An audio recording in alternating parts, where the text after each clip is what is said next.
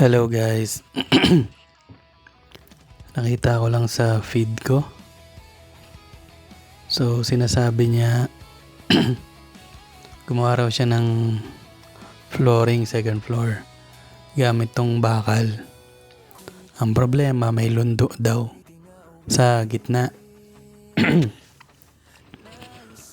So pag magdi-DIY kasi kayo, lalo na pag sa flooring at hindi semento gagamitin nyo, ang tawag po dyan floor joist. Ngayon dapat inaalam nyo kung ano yung spacing nyan.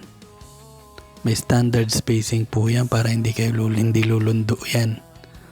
So ang tamang standard spacing ng floor joist is 400 center to center pag gagamit ka ng ganyan. Okay? So yan lang po ang advice ko sa inyo sa mga magdi-DIY ng flooring na ganyan. So see you again guys, and thank you for watching.